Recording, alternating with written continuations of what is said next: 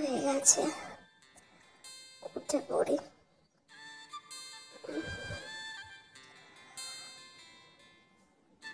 ওরা এখনো ঘুমাচ্ছে, যাই গিয়ে ওদেরকে ডেকে দিই। ববুনের বাবা, ও ববুনের বাবা, রূপম উঠে পড়ো, সকাল হয়ে গেছে। এই ভাই উঠে পড়, সকাল হয়ে গেছে, মাঠে যেতে হবে, চল।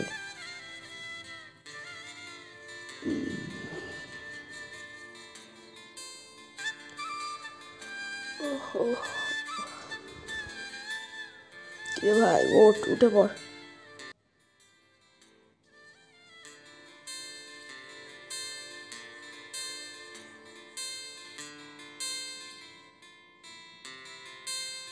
এদিকে ঘরে কিছুটা কাজ এগিয়ে রাখি, যাই আজকে কাঠ কুড়িয়ে নিয়ে আসি। একদম কাঠ নেই, ওদের ছোট রান্না করতেই পারবে না।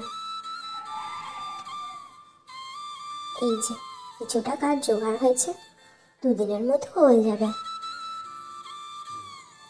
এতগুলো কাঠ নিয়ে লড়তে পারছি না, আস্তে আস্তে যাই।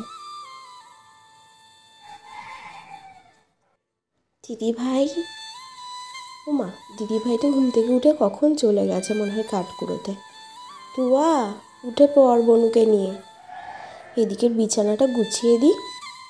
ওঠ ওঠ, তাড়াতাড়ি ওঠ, বিছানা তুলবো, ওঠ, তাড়াতাড়ি উঠে পড় মা, উঠে পড়, উঠে পড়ো। যাই, ওরা উঠে গেছে, এবার কি করব, দিদি ভাই আসুক, তারপর কি করব দেখি। কিরে ছোট, হয়েছে, উঠেছিস? হ্যাঁ উঠেছি, কিন্তু কি রান্না করব। দেখ না, তুই যেটা ভালো বুঝিস সেটা কর, আমাকে তো আবার এক্ষুনি বেরোতে হবে। আমি এই নোংরা গায়ে আছি, স্নানটা আগে সেরে আসি, বুঝলি? হ্যাঁ দিদি ভাই যাও।